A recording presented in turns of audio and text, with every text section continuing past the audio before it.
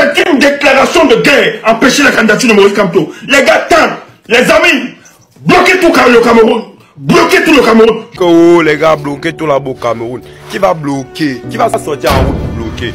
Tu es assis là-bas devant ton téléphone, tu ouvres ta putain de caméra, tu mets devant toi pour demander aux gens qui sont ici de sortir, de bloquer tout. Viens, je parle viens ici au Cameroun. Tu es avec la tête comme les narines, comme le tuyau d'échappement. Tu passes à qui? Tu vas faire ça à qui? Qui va sortir? Nous, on va pas mourir, toi, vous restez vous. Viens, si tu passes, prends l'avion là-bas, tu viens, tu atterris ici au Cameroun. On sort tous. Sortez, bloquez tout. C'est ma percée dans votre tête là. Qui va sortir? Donc, pour nous, on va pas mourir. Vous restez gouvernés. C'est comme si vous flippez seulement dans votre tête là. En France, ce sont les parents de ces deux enfants-là qui parlent là, qui ont versé leur sang pour libérer la France. Ils ont bloqué, la France était bloquée par Adolf Hitler. Ils ont libéré. Pendant les guerres, première guerre, deuxième guerre mondiale, ce sont les parents de ces deux enfants-là. Ce sont nos parents, ce sont vos parents qui ont libéré ce pays. Donc ils ont bloqué, la France était bloquée.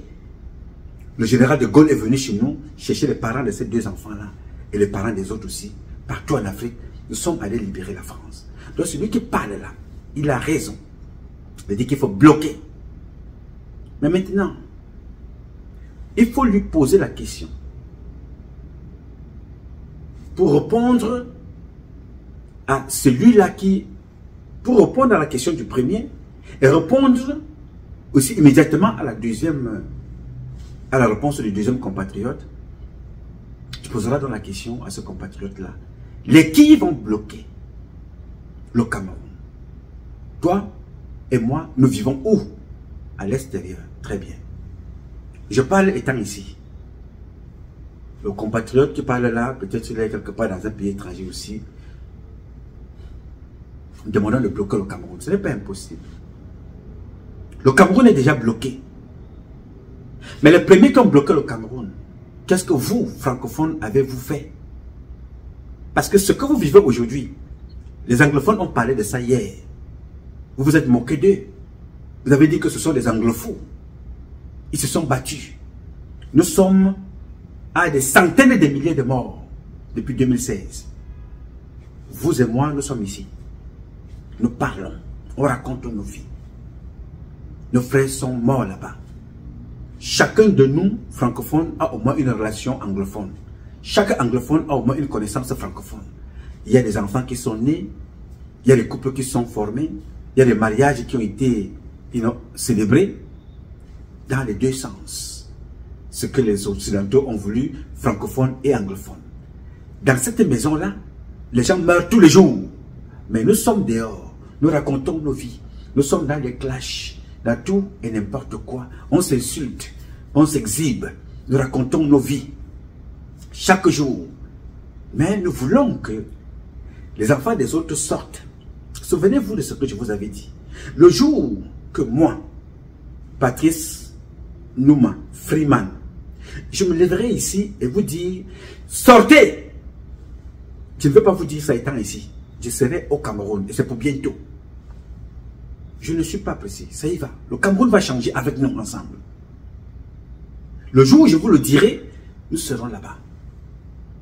En train de dire, nous sommes là, allons mourir pour que les autres vivent. Alors, ce compatriote qui parle, avec fougue, il a raison. Mais il a oublié une chose. Ce que le professeur Kamto lui-même avait dit aux jeunes, rentrez chez vous. Rentrez chez vous.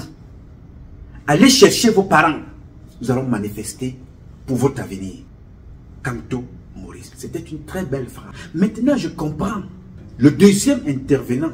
Parce que si le premier se lève et dit, bloquez le Cameroun, c'est une déclaration de guerre. Je poserai la question à mon frère.